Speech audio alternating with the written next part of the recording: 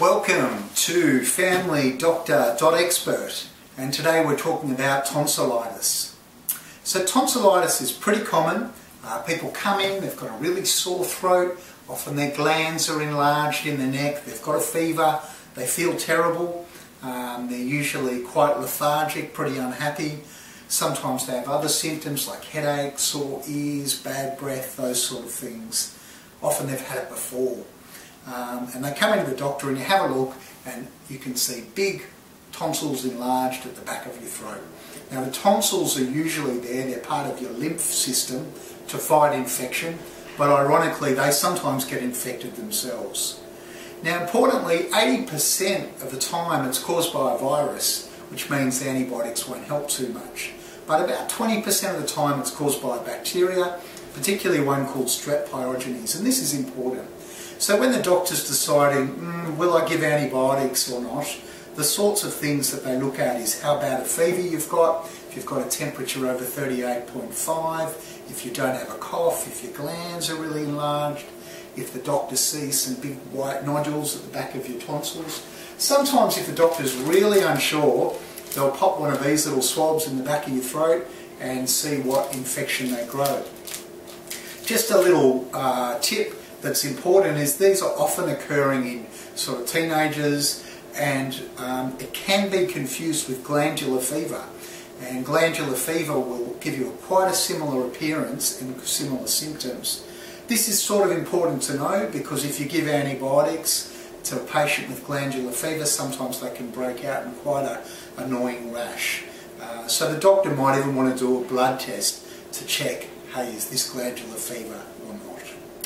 So it's potentially catchy, particularly from respiratory droplets, so we tell people to wash their hands and cover their mouths if they cough. There's a whole bunch of non-medication things you can do, drinking lots of fluids, avoiding sort of smoking or smoky areas, gurgling salty water, lemon and honey is always good. For pain relief, paracetamol, ibuprofen is good. Remember, no aspirin for teenagers and kids. It can cause a rare liver disease called Ray's syndrome. We don't want to do that. And in most people it settles down. There's a particular few indications where the doctor's going to have a really low threshold to starting antibiotic. So if you're getting ear infections or sinusitis at the same time, or you've got a big abscess, what we call a quinsy in the tonsil, that's a good time to have antibiotics.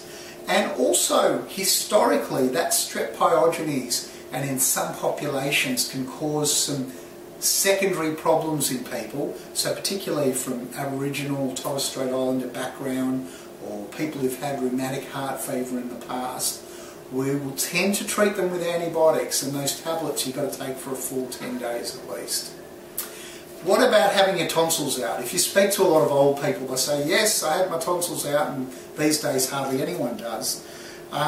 There's a few things that we found out. Firstly, getting your tonsils out won't necessarily stop the throat infections down the track, and they tend to come back. Also, having an operation is dangerous. It can have risks, as do any operations, and can bleed, and it's pretty unpleasant.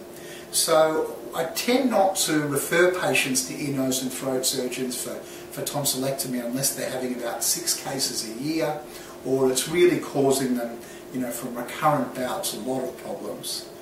Some people are allergic to penicillin, which is our main treatment, and there are alternative antibiotics that we can use.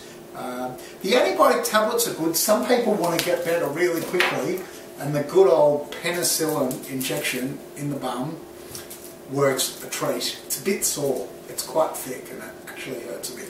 But you have 2 or 3 days of that, and that really gets on top of it pretty quickly. So there's a few tips about tonsillitis. As I said, if you're having troubles, speak to your doctor. All the best from familydoctor.expert.